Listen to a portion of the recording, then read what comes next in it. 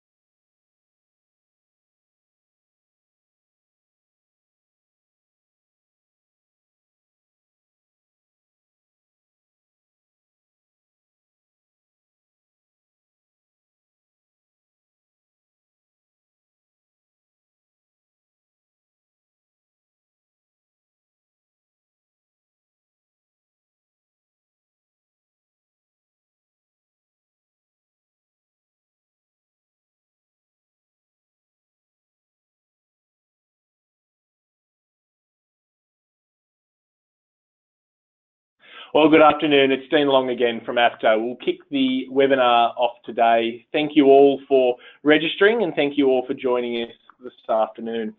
On the webinar today, I will be speaking, and we also have Kath from TravelPay, who will be speaking about the products and services they can offer you and your businesses as part of AFTA's Insolvency Chargeback Scheme, to be known as AICS. So we'll just start with a quick agenda for today. So we'll start with what is AICS, the risk that is being covered, what is AICS in practice, so what does it mean for your business and how will it operate. Then we'll hear from TravelPay and Kath, who will give a really good rundown of the products and services that they can offer. And then we'll have time for questions after that. So any questions about AICS or any questions about TravelPay, we'll have time to address those, and then we'll start the second part of the webinar, which will be implementing your new surcharging fees. And so what that will be is a very quick rehash of the webinar we've run twice before about how to establish your new surcharge rate to make sure you're compliant for the 1st of September. So what is the risk that's being covered today? And so we're talking about end supplier failure. And what that means is that if an end supplier goes insolvent or bankrupt and your client has paid using a credit card, they can invoke a chargeback in the event that a supplier goes insolvent. And what that means is that they're able to receive their money back from you and you become an unsecured debtor to the insolvent supplier. So if we think about the most recent collapse which has happened in the last week, if one of your clients paid using a credit card, they would be able to invoke a chargeback, and that money will be debited from your account, and you would have to try and recover those funds from that supplier that went insolvent. If you are a member of AICS, you would have been able to claim those losses on AICS. So really simply, what that means is that the members of AICS, you would experience a chargeback. You would then provide that evidence to AICS, and we would refund you, the travel agent, that money. So just a little bit of background in regards to the types of suppliers that have collapsed in the past. And I've put a red box around all of the Australian suppliers which have recently or have in the past have gone insolvent. In all of these instances, including those in the red box and including those that aren't, if you experienced a chargeback loss because one of these suppliers went insolvent, you would have been able to receive your money back from AICS. So I'm very sure that of everybody who's on the call today, the overwhelming majority of people would have experienced some loss as a result of those suppliers in the red box. So if ACIS was operating today, that means you would have been able to claim on that. So I'm going to go through what are the 5 pillars of ACIS. So first and foremost, it's a protection for you against end supplier insolvency.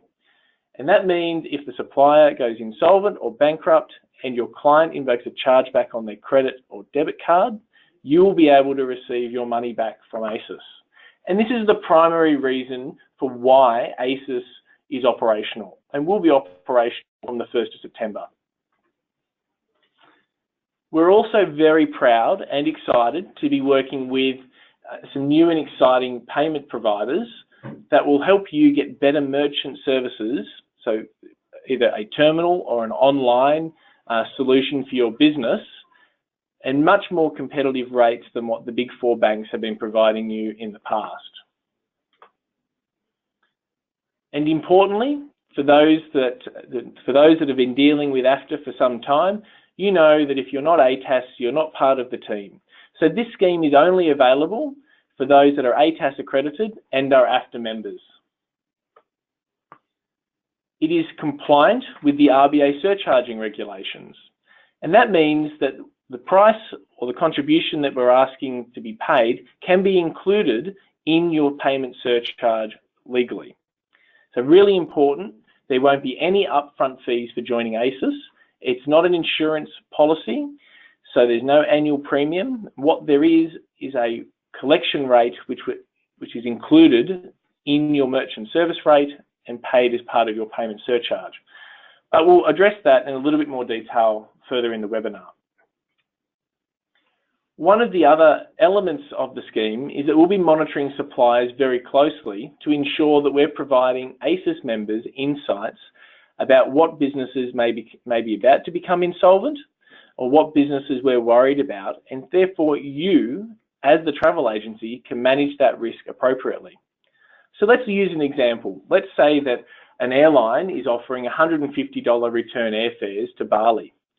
And we as ACIS, provide you as a travel agency to say that we've received intelligence that this business is on a financial watch list and in financial stress. You could inform your client that maybe they want to take the $200 return airfare to Bali, not the $150 airfare, because the $200 airfare doesn't have any financial difficulty that you're aware of, and therefore you can inform your client that maybe it's best to spend a little bit extra than having to spend a night on the floor at Bali Airport.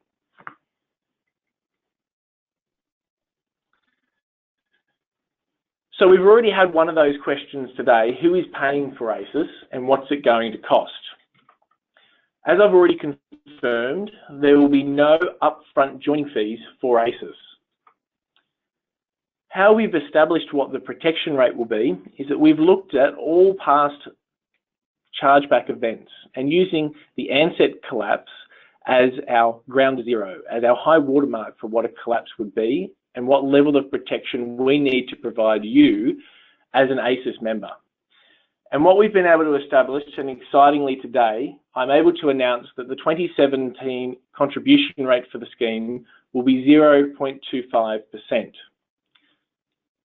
Now, what does that mean in practice? 0.25%.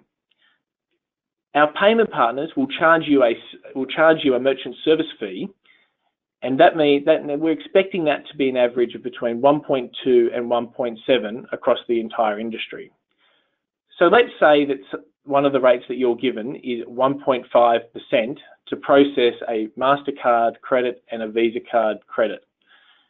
You would add 0.25% onto that merchant service fee that you're offered. And excitingly, because you have to change to one of our payment partners have agreed that this will be included within their rates, and therefore there's no additional paperwork for you to complete. So your new surcharge would be 1.75% for Visa and for MasterCard credit in that example. So no upfront fees, and it's 0.25% for all transactions that you use a credit card, whether that be on American Express, Visa, or MasterCard. Just a little bit on what is the legal structure and what is the legal entity of AICS, and how have we structured this to ensure that it's a member-owned, not-for-profit organisation. So what I've put on this slide is a number of well-known mutuals that currently operate within the marketplace and have been operating for a number of years. So for those of you that are in New South Wales or Queensland, NRMA and RAC, or in Victoria is RAC, their legal entity structure is a mutual, which means they're member-owned, not-for-profit entities. And that's really important because unlike traditional insurance policies, we're not looking to make a profit out of these arrangements. What we're looking at saying is that what we collect will be retained and paid out to members when there is a collapse. So the focus will be on the members, not on independent shareholders who are trying to drive profits and revenue from you. So there's always going to be a focus on keeping the costs for the scheme low and making sure our members are always first. So a very quick rehash on what is AICS across the 5 pillars. First and foremost, we're protecting you against supplier insolvency. And that's if you've joined the scheme and you've joined one of our payment partners. It's compliant with the RBA surcharging regulations, which means because the contribution is collected at the time your client uses their credit or debit card, there's no upfront fees for you as a travel agent, and there's also no cash flow implications for your business. We'll be providing supplier monitoring and insights, so making sure that you know what suppliers are doing and where and when suppliers become in financial stress or difficulty. If you're not ATAS, you're not in. So this scheme is only available to those that are ATAS accredited and for those that have paid the 2017 membership fees. And excitingly, and we're about to hear from one of our payment partners shortly, we've got competitive merchant services available for you. And that hopefully that will mean lowering of your merchant service fees, but also importantly, products and services which you may not have considered for your business in the past. So does that mean having a link at the bottom of your invoice to allow your client to pay? Does it mean having a terminal in your shop? Does it mean having an ability to process a credit card for your travel agents in regards to on their PC? So is there a virtual terminal? These are all terms which Kath from TravelPay will address shortly in her section of the webinar. So who are our AICS partners?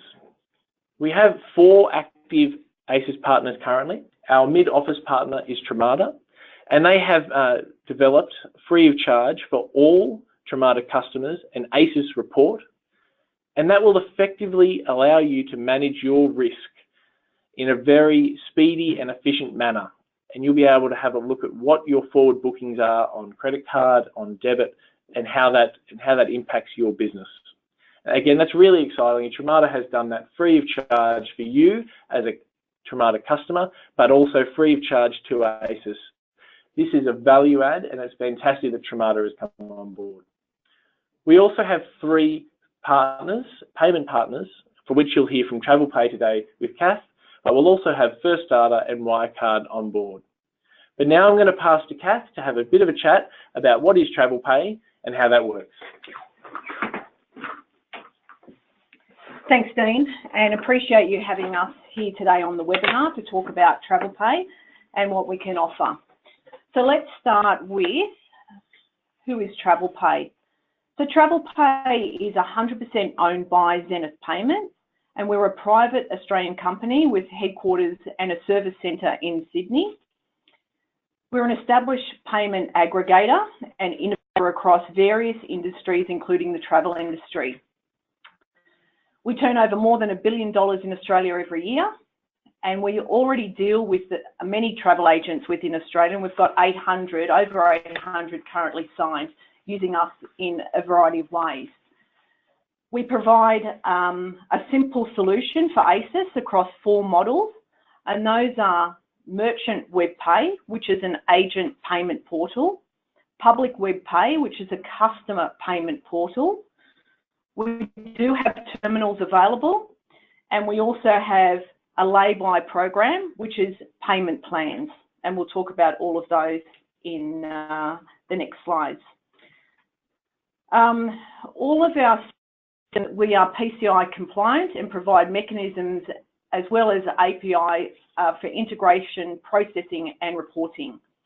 We don't have any downtime in relation to setup, we don't have any contracts, and we don't have bank guarantees or any personal guarantees when you sign up with Travel Pay.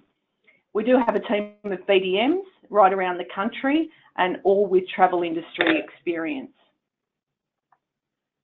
So let's talk about WebPay, which is our agent payment portal. And this gives you the ability to take online payments in your office or over the phone right from your desktop. So any member of staff can log in and process a payment. It will automatically calculate and apply the merchant service fee. It replaces the need for a physical terminal in your office, although you do need a terminal to process any EFTPOS transactions. So you can either keep your existing terminal for EFTPOS or we can provide terminals as well. And our features include the ability to either print or email the payment receipt for the customer. You can create one login or individual staff logins for auditing purposes. We provide payment history and reporting, including daily reconciliations of all payments. You can have your site branded with your logo, so you provide a JPEG of your logo and we can upload that onto your system. It's device optimized, so whether it's from a PC, a tablet or a mobile, it's all device optimized and there is no cost to you. So as I said before, there's no monthly fees, there's no contracts, and we don't charge or have bank guarantees or personal guarantees. The funds do come to you within 24 business hours. Public WebPay. So that is our customer payment portal, which we provide to everyone that signs up.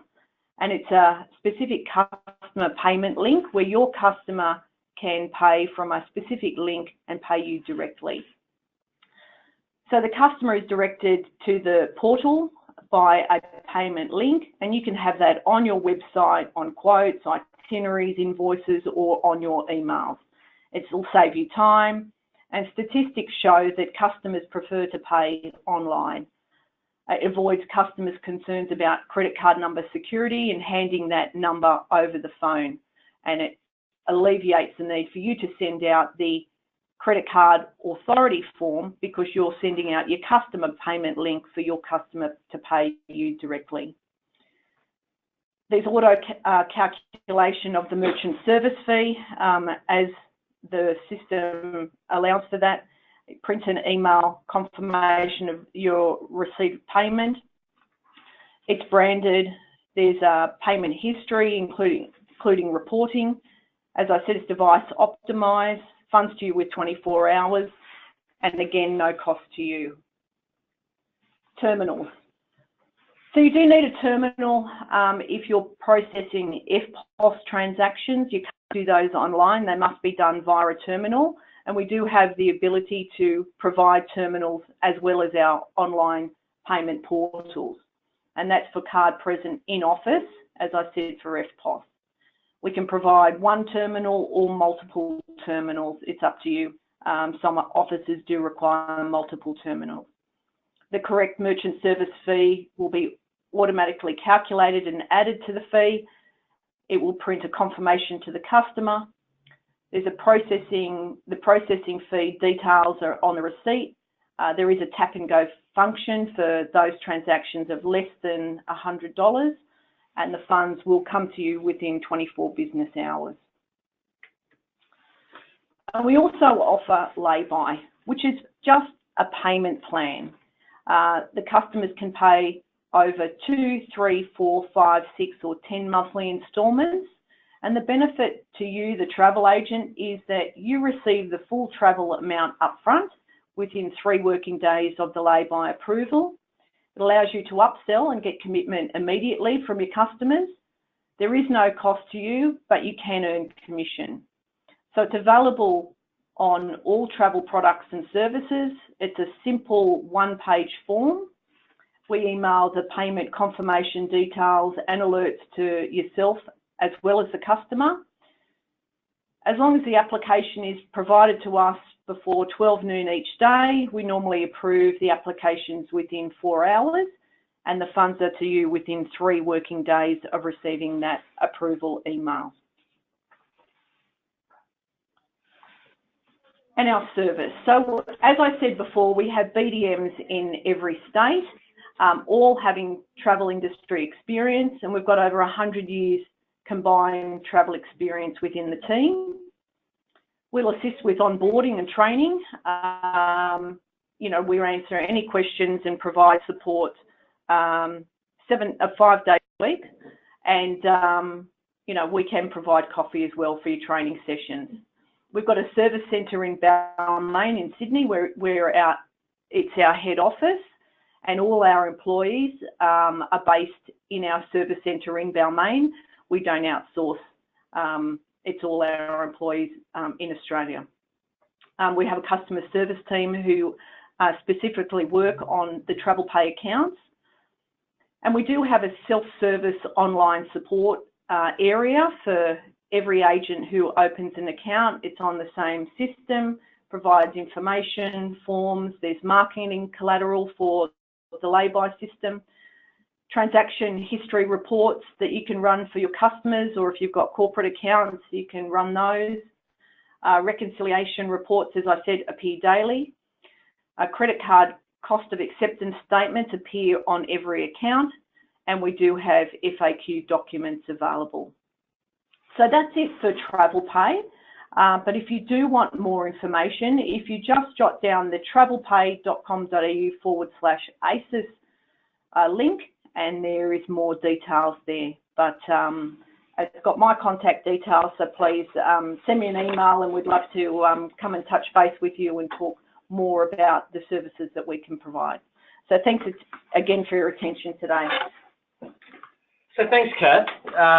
See, we've got some questions. I promise we will deal with those in the next slide or two. I also just want to say it's great to have Travel Pay on board. Travel Pay was our inaugural payment partner to join the scheme and see the benefits that have brought both them as a payment facilitator and a payment partner, but also the benefits that it could provide you as travel agents. So what to do next, and this is probably really important for those that haven't already, you need to renew your ATAS accreditation. You are overdue, so it's definitely time to get on board with that and get that done. If you haven't already, make sure that you've paid the participation fee, and that's your membership fees for ATAS.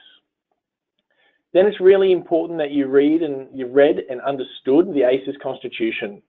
And that information is available from the ACES website. And if you can't find us, send us an email, and those contact details are available at the end of the webinar.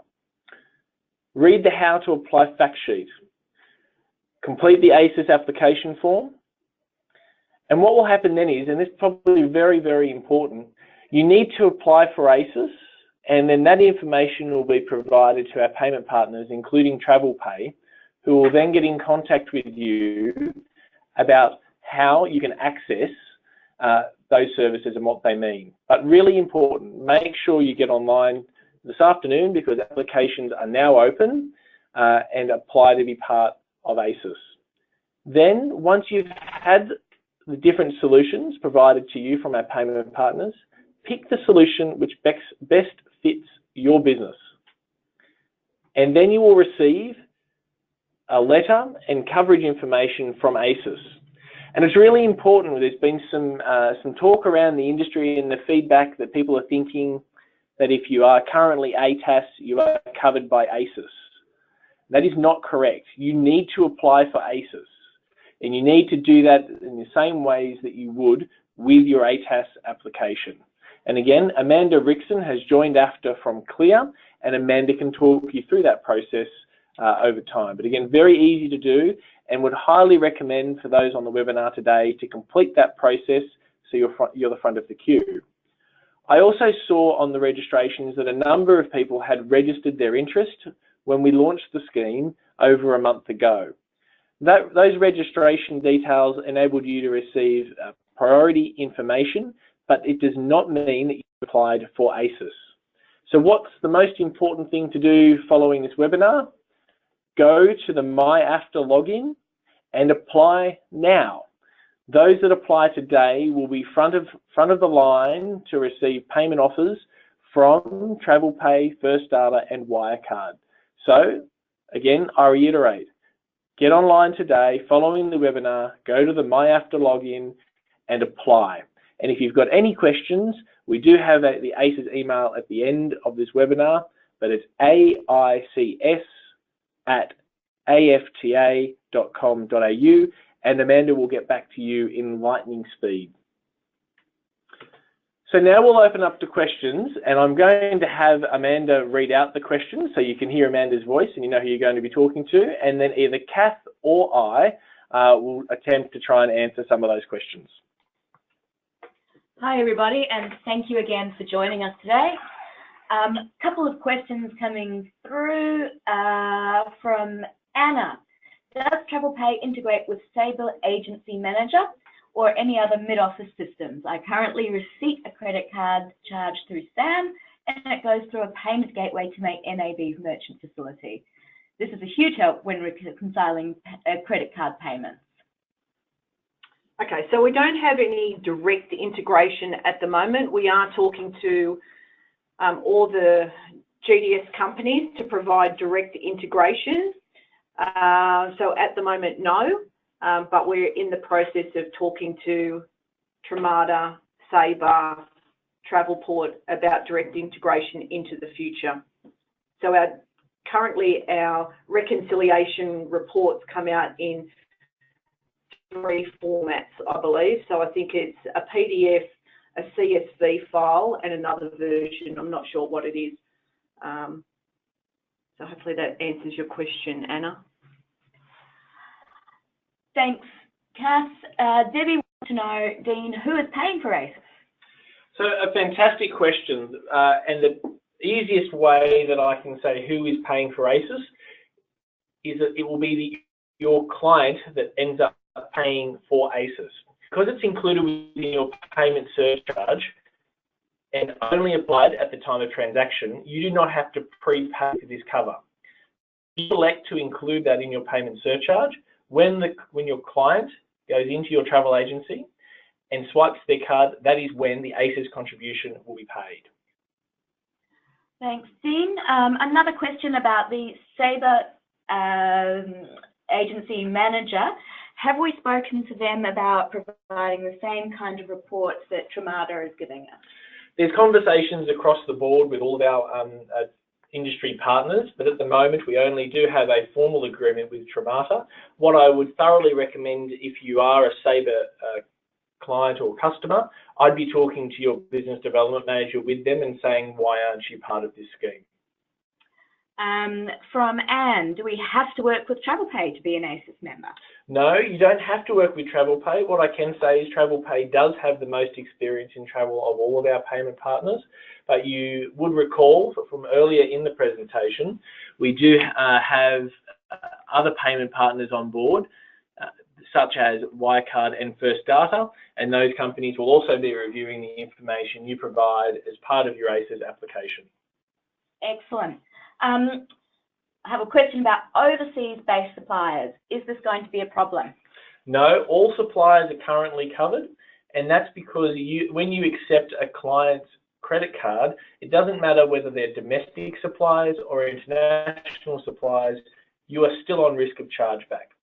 Where we do have an asterisk with that statement is, let's say that we find out that an airline such as Air Afghan, and making this airline up, let's say that we find out they're about to go insolvent, and that's going to have a material effect on the scheme, and that's the ability to cover all of those losses going forward. We may elect to say, for the benefit of all of our members, we will no longer be providing coverage for Air Afghan from a particular date. What that means is all the transactions that you've had up to that date will be covered with AICS, but following that date, we'd be advising you to have a discussion with your client about how you can process that without accepting a credit or debit card, because at that point, you won't be receiving coverage from AICS and you will have to pay that money out if there is an insolvency event and you've accepted a credit or debit card following that. But it will be very transparent, and again, I reiterate this, it is a member-based scheme for which we're there to support members. It won't be sneaky, it won't be tricky, it will be upfront and very, very transparent and easy to understand. Question from Vicky. Why do we require at AICS a list of their supplier and TTVs when making the application? Because at the moment we're in lots of talks with the different insurance companies around the world, gathering that information allows us to have a more definite discussion with those insurers, and therefore that allows us to make sure that we get the best deal possible for you as members. Because what we're effectively doing is pulling all of the members' risk and packaging that up and saying to an insurance company, here is a bunch of risk that we're seeking coverage for. So we need that information so we can say, look, there's X% on and to use some economics terms, there's X% on AAA risk, which means there's very limited chance of those suppliers going bankrupt or insolvent. And then there's other risk which has a lower ranking, and therefore there's a higher chance that we'll call on the fund. So what we do is we use all that information when we're talking to the underwriters and the different insurers to go, this is what the risk looks like. As we build the retained earnings up into the scheme with those contributions, that will become less of a problem, but we'll still need that information to ensure that when we set the contribution rate each year, it will always be competitive and we can provide you the best level of cover. Thanks, Dean. Regarding supplier monitoring, if we as AICS advise the travel agent that a supplier is in trouble and the agent sells it regardless, are they still covered? Well, that depends on how you decide to sell that product. If you continue to elect to accept credit card or debit card, and that's a Visa, MasterCard, American Express payments, then yes, you are still on risk. But you could elect for a particular supplier to only accept cash or EFT, which doesn't have a chargeback risk as part of your business. So we won't restrict your trade. What we will say is that we're advising you that we're no longer providing coverage for this particular supplier, and we would encourage you to advise the customer or change your business practices to only accept cash or EFT. Excellent. And just a quick definition of supplier. Supplier is absolutely anybody. So that could be a wholesaler, an airline, a cruise company, a tour operator, accommodation.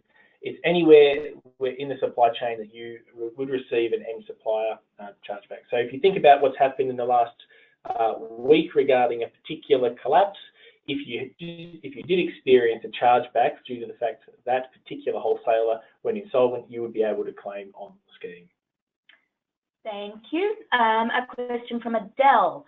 Does AICS only cover payments made to supplier with client's credit card? Does it not apply to payments we take on our office bank terminal?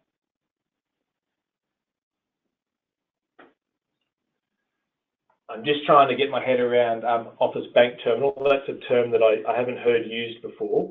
Very simply, AICS will cover where a client has used their credit card and they then invoke a chargeback because the supplier has been insolvent and that transaction has occurred with one of our payment partners. So not just making that extra clear again, your client uses the credit card, they invoke a chargeback, you're out of pocket. That's what we're covering, but you need to be with one of our payment partners. And that chargeback will only be for end supplier failure. And then I think that answers your question as well about whether if the client pays by an EFT or check, whether they are covered. It's not going to be applicable in that situation as there is no chargeback. A question from Sue. What was the criteria of being RBA compliant? RBA compliant. So I am going into a little bit more detail about that in the next couple of slides. So I would really recommend that you hold those questions till the next section.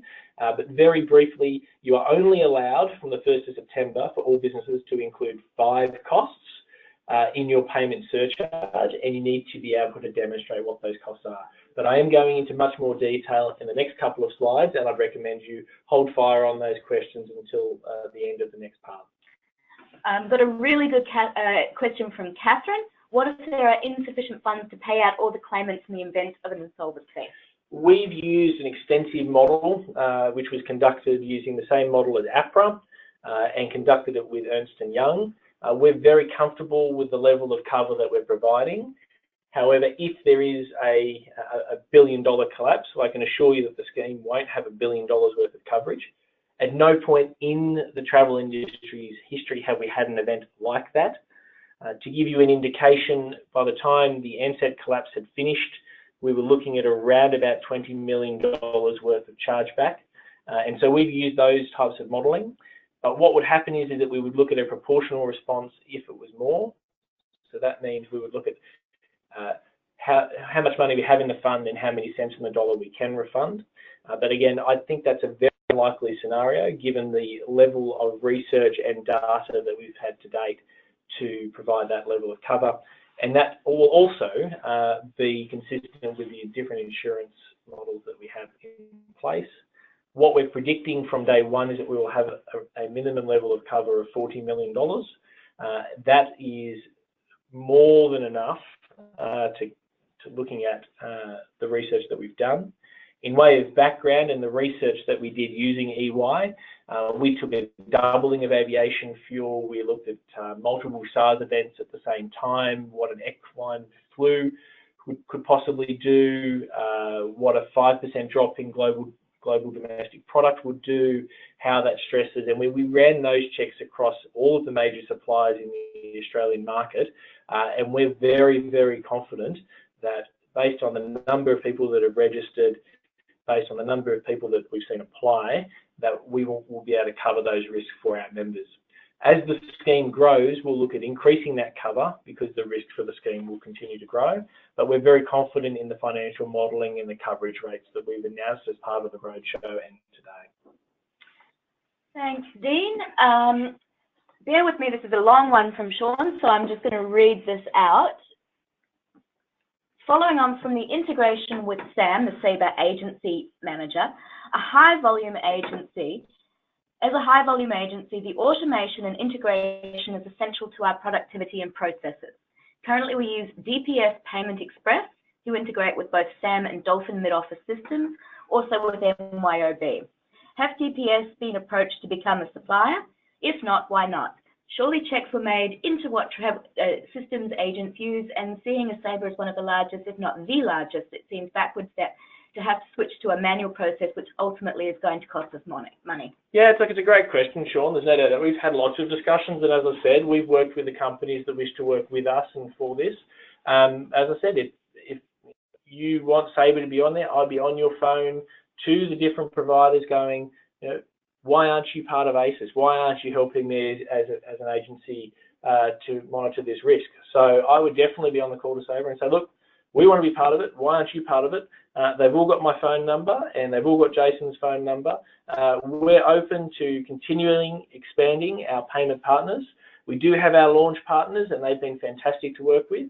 But if, you know, you're right, there's a lot of different payment options out there. There's over, and there's 600 different payment gateways to add a level of scale and volume to that. So we've worked with the partners which we believe provide our members, as in AFTA members, a fantastic product, and I'm very happy to say that TravelPay is one of those businesses which provide a fantastic payment product and have an understanding for the travel industry. There was a lot of research is done, but I can see that you feel very passionately about that.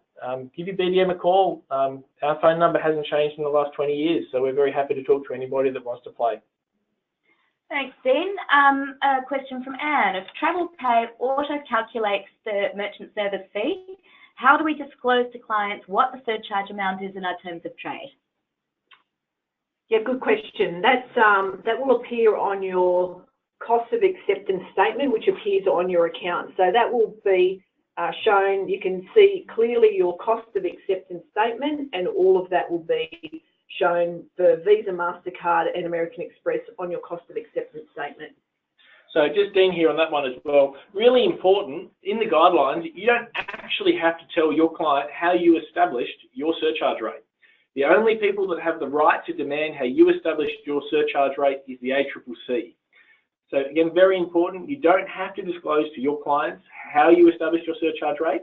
You have to be upfront about what your surcharge rates are to your customer, but you don't need to disclose what's actually included in your surcharge rate. Thank you. From Vicky, will we be able to review a list in advance of all suppliers which will be covered? And if so, when would that list be available? I can tell you as of today, no suppliers have been excluded from ACES. So currently every supplier in the world that anybody books with in Australia are currently covered. Quick answer to that one. A question from Irene. If we pay a supplier on our office card, will our office credit card be covered under the ACES scheme, i.e. pay an online airline with our office card and not the client's card because they don't have one? So probably 2 points on that. If you use your corporate credit card or a virtual card, you'll be actually able to have chargeback rights, which means you wouldn't need to claim on the scheme. What I would say is that you need to be careful about using your corporate card when booking air, because they are other resolutions do limit and do restrict where you can and can't use your card, your corporate card in those bookings. So I'd be extra careful with that in those arrangements. Dean, if there is an excess funds in the account, will the percentage be reduced? That's definitely the goal of the scheme. As we build retained earnings, if we don't have major collapses, we don't have the doomsday events that occur, the level of funding will be reassessed every single year, and as will the contribution rate. So for those that attended the roadshow and have spoken to people that have attended the roadshow, we announced a maximum contribution rate of 0.25%. And today we confirmed it, 0.25%. What that allows us to do is grow some retained earnings, lower some of the expensive elements of the scheme, which is of course the insurance arm. As we continue to build the scheme and have funds in reserve, the board has definitely given the direction that at the earliest possible opportunity, while maintaining the integrity of the scheme, to lower the contribution rate. Dean, Connie would like to know, is there an excess in the event of a claim? No, there will not be an excess. And that's probably the really exciting part with this. Because there's no upfront fees, your client will pay, you have the ability to pass this along to your client at the time of transaction, and there won't be a lodgement fee. So there should be no cost to you as a travel agency. Debbie would like you to elaborate on why you can't use your office credit card for clients' travel. I'm going to take that offline. There's a thing called Resolution 890, which restricts how you can settle with an airline through IATA. If we want to run a webinar on IATA resolutions and how you can work with different consolidators on that, that's very much a detailed discussion. But feel free to stay on the end, shoot us through an email to the ACES account, and I'm more than happy to have a further chat to you offline about that. Excellent. Wonderful. There are all the questions about ACES and travel pay. So I'm going to move on to the next section now, which is how to build the surcharge, how to build your payment surcharge currently in the new environment. So this is establishing what your ACES, or what your payment surcharge will be, not just for ACES. So again, this is a rehash. We have a detailed webinar already available online. For those of you that are unclear about what some of these terms are, I break them down line by line. The webinar goes for about 30-40 minutes. And I start from the very basic level on this. So if there's terms that you're unaware of, I would thoroughly recommend that you go and watch that webinar to ensure that you have a better understanding of of how this all works. So as I mentioned earlier, the RBA has announced that you're only allowed to include 5 items in your payment surcharge. So before, you might have put your finger in the air and seen which way the wind was blowing and went, I think this surcharge will cover my costs. You can't do that anymore. everybody should have received already a cost of acceptance statement from their acquirer, which is most typically their bank, and it will detail things such as the merchant service fees, what it costs you to rent a terminal, the servicing costs. Some of you will have gateway fees, and that will come through in a COA, cost of acceptance statement. Now, I've seen all of the cost of acceptance statements from the big four banks except for ANZ. For those of you that are with CBA, we're aware that there's an issue. And again, if you're with CBA, feel free to send us an email post this webinar, and we'll work with you to try and work through that. The other two costs, which won't be included in your cost of acceptance statement, are for two services. And that's a service such as fraud prevention. And the best way to describe that is that when you've conducted an online transaction, you may have in the past had to click a little button that says, "I'm not a robot," or had to enter in some weird letters and you've had to translate those letters into a box. Those types of services cost money, and therefore the RBA has said you can include that. For AFTA, this was a really, the next point was a really critical point because it is the biggest risk facing the industry, and it's the forward delivery risk, which is what I worked through earlier, and which is the risk that AICS is covering, which means the 0.25% can be included in your payment surcharge. So let's have a look at how that works in reality. So we're going to use, this is the very simple formula about how you will establish your new surcharge rate. You'll have your cost of acceptance statement, which will detail the merchant service fees. You may or may not have a fraud prevention service, and this is a payment fraud prevention. You can't include, if you've got a Fidelity Trust account and you're paying insurance for that, you can't include that because it's not directly related to payments. So if you've got a fraud management system relating to your business, how you process your payments, you can include that. And you can include the AICS contribution. So I'm going to use two examples here, one for MasterCard and one for Visa. So the MasterCard merchant service fee it's available on your cost of acceptance statement might be 1.3%. You may have a fraud prevention service and you've worked that out to be 0.25%. And again, if you want to know how I got to this, go back and watch the webinar. I spent a good 5 minutes detailing exactly how you get that, and I don't want to rehash everything that we've already covered. And then you can add on your AICS contribution fee, which will be 0.25%, which would mean your new payment surcharge rate would be 1.8% for MasterCard. And then you do the same process for Visa. And so Visa might be a little bit cheaper, and it might be 1.1 plus 0.25 plus 0.25 equals 1.6. So what you would do is you set this from the 1st of September based on the information provided on your cost of acceptance statement, and you can tell your clients for the year ahead, these are your payment surcharges for the year ahead.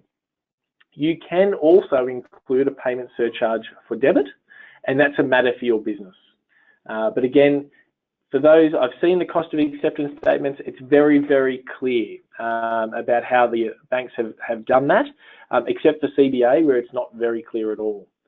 But one of the questions that we have had is, let's say that you haven't had a Visa debit payment in the last 12 months. They're not going to give you what the cost of acceptance would be for that card type. What you can do is let's say you had a MasterCard debit transaction in that same period, you can use that rate to establish what your Visa debit rate would be. And again, if you go back to the webinar that we've done on this, and if it's not clear, go back and watch the first webinar we did on this, because we go through line by line how that works and how you establish that. But this is the really simple approach to establishing a new payment surcharge. And why is this important? Well, if the ACCC knocks on your door and says, how did you come up with your surcharge of this? You need to be able to demonstrate that you have got your cost of acceptance statement, you have your invoice for your fraud prevention services, if you're claiming that, and your letter from AICS, your coverage letter to say, this is how much this product costs.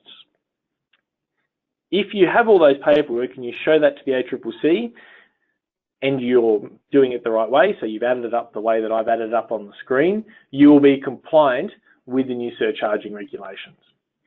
But let's say that you haven't done that. Let's say that you've decided you just want to add 0.50 for fraud prevention services and it's not an external cost, i.e. you just want to increase your surcharge by 0.5%.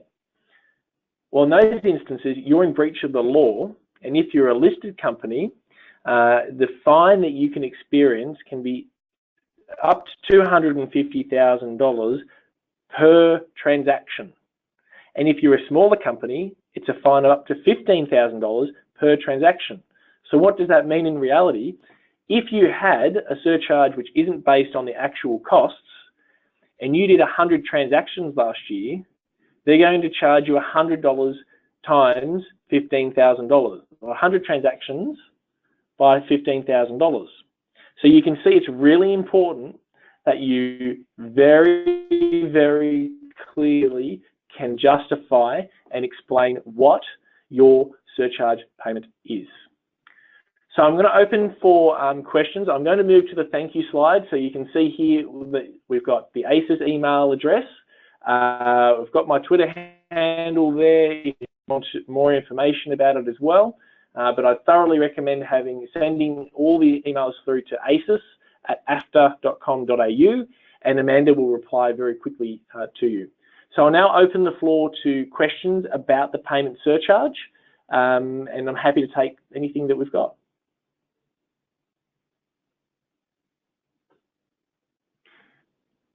I'm not getting any questions, so I'm assuming that everybody is happy at the moment. Anna, I can see your questions about Sabre in regards to how we work with Sabre.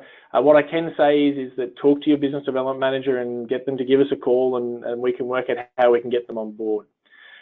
We just had a question about what about Amex? Amex transactions do carry a chargeback risk, and we are working with American Express on how they'll be part of the scheme. They are very positive about that.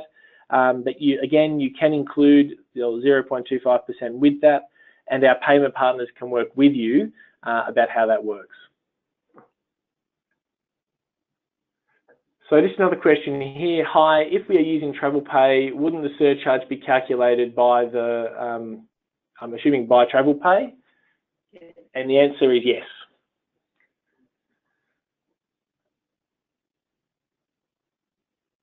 So just had a couple of questions about the actual rates that our payment partners will be charging. I'm not going to allow those questions to be aired on this recorded webinar.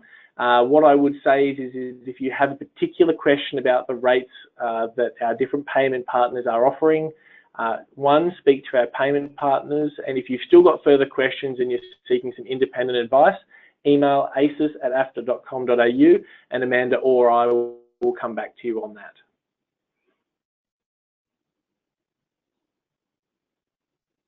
Okay, Jill, fantastic question. So if someone comes in and uses a debit Visa or a MasterCard debit card, do you get the full surcharge, or is it like an FPOS? That's not an easy question to answer, so I'm going to do my best to try and answer it as much as I can. If you accept a card over the phone and you type that into your terminal, you will be transacting it at a credit card cost. If you have a tap and go terminal and someone uses a debit card and they tap and then enter their PIN, you're being charged at a credit card cost.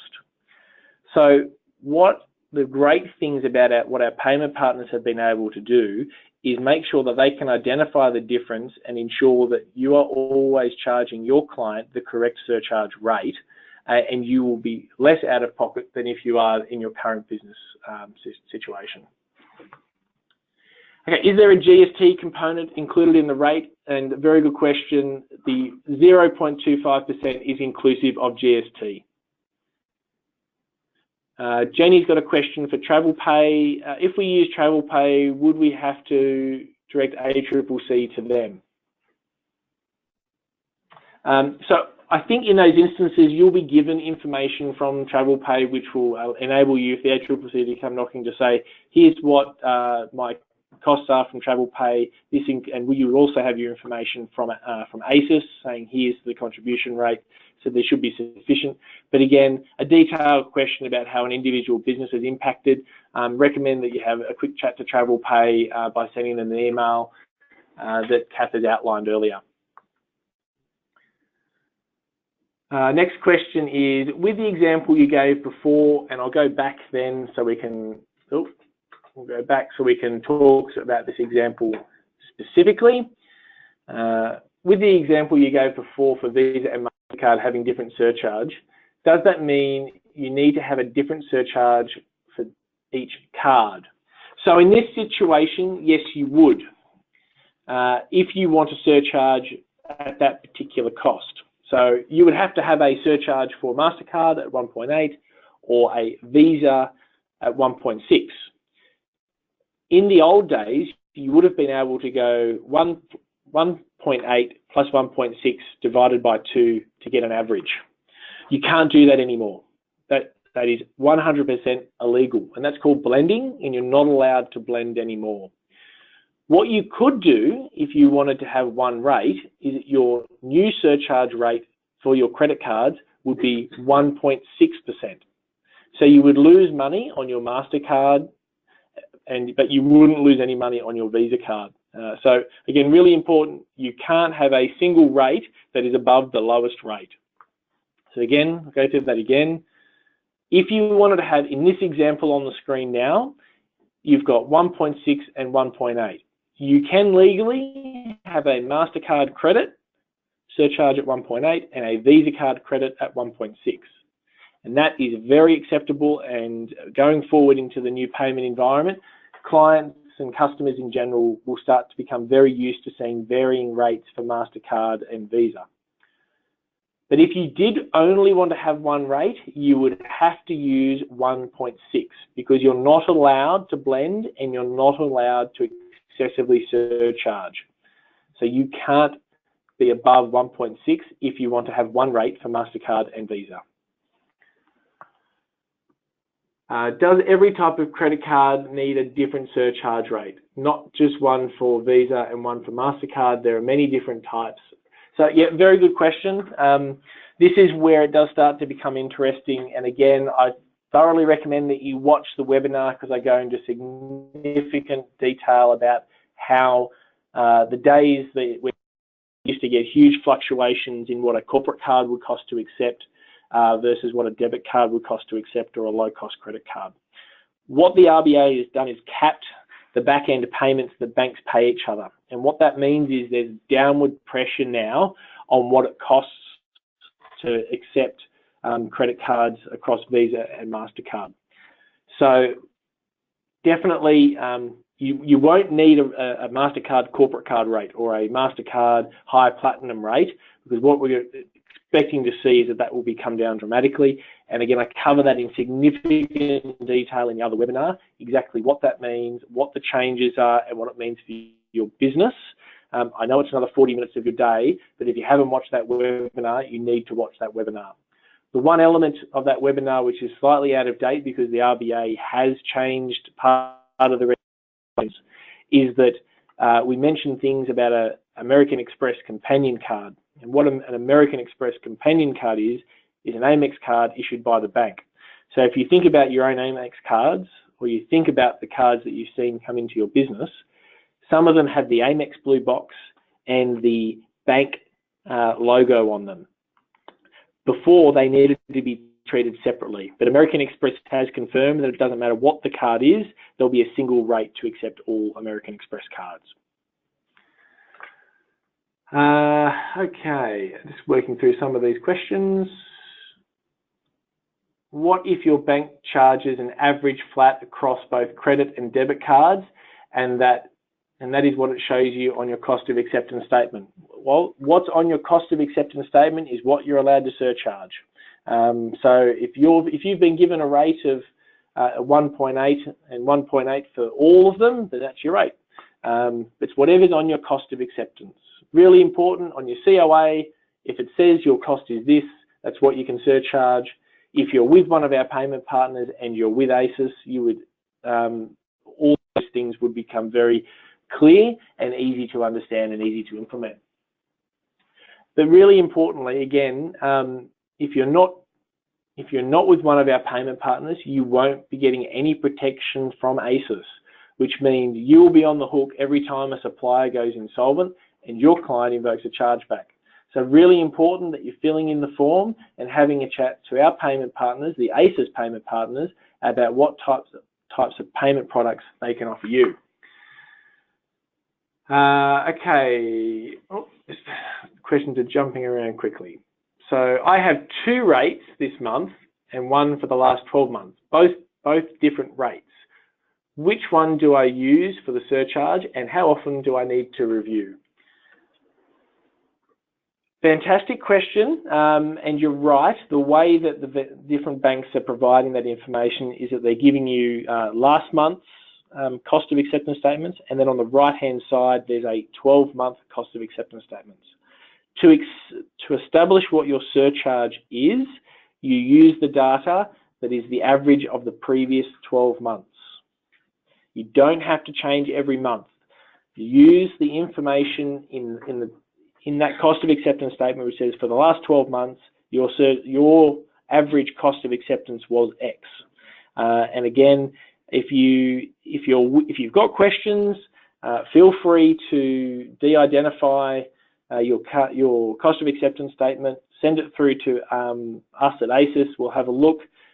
Depending on the level of interest, it may take me some time to come back to you. But if you get in quickly, I'll deal with them as they come in and I can give you a call and talk you through that. Okay, I think I've got one more question. I've got 2 actually. Where do we go to get the latest webinar you were referring to? All of that information is available on the AFTA website. Go to the webinar section. Again, if that's not clear, shoot us through an email and we'll be very happy to send you the link. And my last question for the day, if a customer gives a card over the phone, how do we know if it's a credit or debit card? You won't. And again, that's another great example of why you should be talking to our payment partners such as TravelPay, because you shouldn't be accepting payments over the phone. You should be working with our payment partners to ensure that you're covered. So that's definitely, I think that's a really good note to finish on. For too long, the varying banks have taken the travel sector for granted. We're very proud of the 3 partners that we have on so far, and we're very comfortable and confident that the products and solutions that they're able to provide you will help you do business better and enable your clients to give you their money quicker. So thank you all for joining the webinar today. If you've got further questions, I'll leave the thank you slide up to jot down the acis@afta.com email. I leave you with the final note, which is get online to the MyAFTA logon, apply, so the payment partners can chase you about the types of products and services they can offer you. So jump online, the MyAFTA logon, and apply for ACIS, and really appreciate everybody being on the webinar today. Thanks so much.